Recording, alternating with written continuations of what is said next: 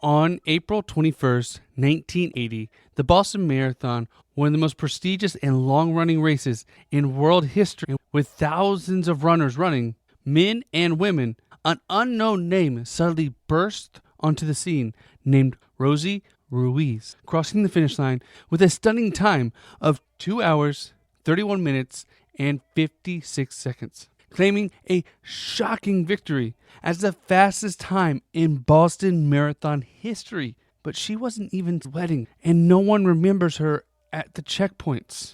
She just appeared towards the end. Join us today as we unravel one of the most audacious sports scandals ever, a story of deception and the lengths that one woman went to steal victory that wasn't hers, and the giant marathon heist that shocked the running world and changed the way we watch the race. Today on Daily Sports History. You just realized your business needed to hire someone yesterday. How can you find amazing candidates fast? Easy. Just use Indeed. Stop struggling to get your job post seen on other job sites. With Indeed sponsored jobs, your post jumps to the top of the page for your relevant candidates, so you can reach the people you want faster. According to Indeed data, sponsored jobs posted directly on Indeed have 45% more applications than non-sponsored jobs. Don't wait any longer. Speed up your hiring right now with Indeed.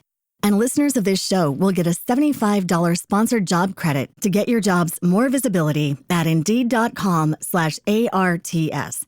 Just go to Indeed.com/ARTS right now and support our show by saying you heard about Indeed on this podcast. Terms and conditions apply. Hiring? Indeed is all you need. Welcome to Daily Sports History. I'm Ethan Reese, your guide, as you daily learn more about sports history, increasing your sports knowledge, as we dive into the Rosie Ruiz Boston Marathon. So, who was Rosie Ruiz? She was born in 1953 in Havana, Cuba, and at the age of 8, she immigrated to the United States with her family, fleeing the Castro regime, which many Cubans fled during that time.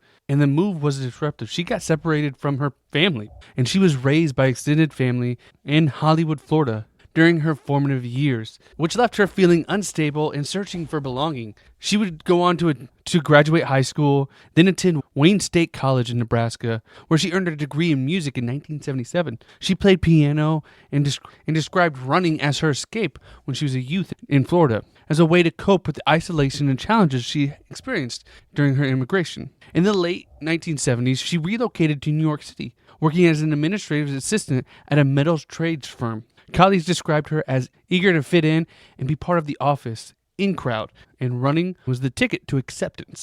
So she made her debut marathon in the 1979 New York Marathon. Officially, she finished 11th among women with a time of 2 hours, 56 minutes, and 29 seconds. That's impressive. It's great for a first-time runner, and fast enough to qualify for the Boston Marathon. However, a freelance photographer named Susan Morrow reported meeting Rosie on the subway during the race.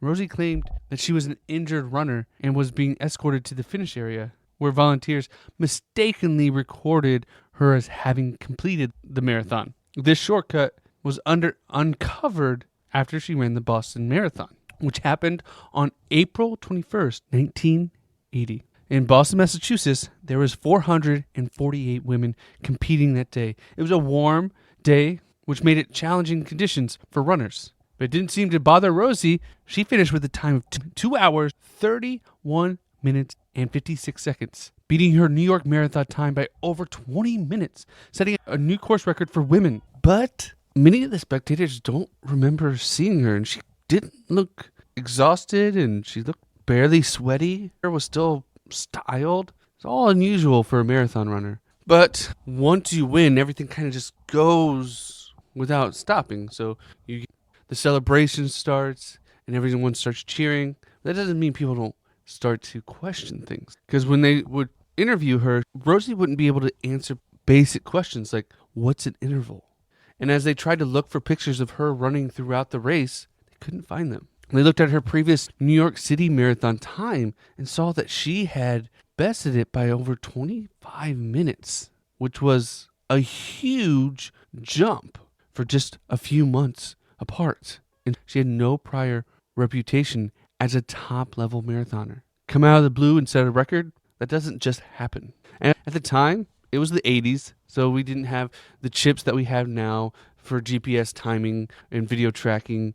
The race was visual observation, and you could cheat if it just worked out the right way. An investigation was launched with doubts due to Rosie's finish. And 8 days later, they decided to vacate her win and declare Jacqueline Garreau the rightful winner. They started the investigation because no one saw Rosie throughout the course until the last mile. Witnesses reported seeing her suddenly emerge from the crowd near the finish line, looking fresh and uninjured despite suddenly running 26 miles. Fellow runners, including the true leader, Jacqueline Garreau, were shocked and confused because she hadn't seen anyone pass her, and there was no photo of her except for the finish line. And then there was eyewitnesses as well that came out saying they saw Rosie jump into the race near the final mile, confirming that she had not run the full course. Officials and spotters at each checkpoint throughout the race didn't see her among the leading women for the first 18 miles. There was there was no video or photos of Rosie on the course until near the finish. So they decided to start investigating, and their investigation actually led them to realize Rosie cheated in the New York Marathon as well, taking the subway for part of the race, yet her official time of 2 hours, 56 minutes, and 19 seconds was accepted to allow her to qualify for the Boston Marathon. Now, these marathons are professional marathons, so you have to qualify for them or pay a hefty price to get exemption to be able to join the race. So it's not like your everyday marathon that might be a local marathon where anyone can just sign up and run with it. So the Boston Athletic Association, who puts on the Boston Marathon, conducted a thorough investigation, interviewing witnesses, reviewing reports, and comparing Rosie's story to the evidence. Then on April 29th, 1980, just 8 days after the race, Rosie Ruiz was officially stripped of her Boston Marathon title and banned from future races. And they declared Jacqueline Garreau as the rightful winner of the Boston Marathon with a time of 2 hours, 34 minutes, and 28 seconds, which was the fastest recorded time for a woman at the time. Now, Rosie never admitted guilt, insisting that she had ran the entire race and refused to return her winner's medal. The scandal became almost an infamous cheating case in sports history, and it led to major changes in race monitoring, including timing match and stricter qualifications standards. Rosie eventually faded away from the public, but later faced even more legal troubles. 2 years later, she was arrested for embezzling $60,000 from a real estate company where she had worked, serving just 1 week in jail and receiving 5 years of probation. She later moved to Florida, where she was arrested again in 1983, and she continued to face legal issues throughout her life. And her reputation was always ruined, though she never admitted guilt and died of cancer at the age of 66 in 2019. But she wasn't the only one to cheat in a marathon. And was this the worst form of cheating that a marathon has had? Because there's been lots of others, and even though this happened in 1980, there have been even more since that has happened. Now, there's been different ways of cheating. Rosie's the one where you jump in a car, or you take a train or something to the end so you don't have to run the entire race. But there's also something called bib mules. Now, some runners stand in as bib mules, and these take advantage of qualifying time for prestigious races like the Boston and use those bib running times so they can run in these larger marathons. Some other notable ones: in 1990, Camaraderie Marathon in South Africa, two brothers swapped places mid-race, running as one competitor, and split the grueling ultra marathon. And they were caught when photos revealed differences in their appearance and accessories, later losing that race. Now, an ultra marathon is one that's more than the 26 miles. So I would understand that as well. In 2011, at the Kindler Marathon in England, Rob Sloan finished third, but allegedly took buses for 5 miles of the course, and witnesses saw him entering and exiting the bus before rejoining the race. Dane Patterson was a contestant on The Biggest Loser, actually hitched a ride with a TV crew for 3 miles at the Arizona Marathon, later claiming he would make up the miles afterwards. And it still happens recently. At the 2023 Manchester Ultra, which is an ultra marathon, Josia Zawitsky was disqualified for using a car during the race, later claiming she was unwell and did not intend to cheat, but her results were deemed invalid. Now, there's even more that have happened in marathon races. As it's such a long race, it's one of the more easy ones to cheat. You can't cheat the 100-meter race because it's so short, but a marathon encompasses multiple towns sometimes, and it's a hard thing to keep track of, especially back in the day without the GPS trackers that we have now. Back then, you really had to rely on volunteers and checkpoints to really have a chance to do it, and it was easy to miss things. Rosie had her day for about a week, but she was always known as the one who cheated the Boston Marathon and gave us all the idea of what we would do to cheat a marathon.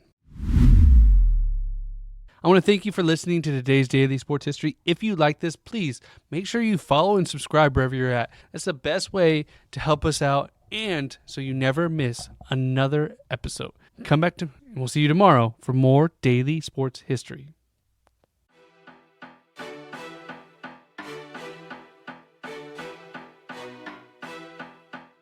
You just realized your business needed to hire someone yesterday. How can you find amazing candidates fast? Easy. Just use Indeed. Stop struggling to get your job post seen on other job sites. With Indeed sponsored jobs, your post jumps to the top of the page for your relevant candidates, so you can reach the people you want faster. According to Indeed data, sponsored jobs posted directly on Indeed have 45% more applications than non-sponsored jobs. Don't wait any longer. Speed up your hiring right now with Indeed. And listeners of this show will get a $75 sponsored job credit to get your jobs more visibility at Indeed.com/ARTS. Just go to Indeed.com/ARTS right now and support our show by saying you heard about Indeed on this podcast. Terms and conditions apply. Hiring? Indeed is all you need.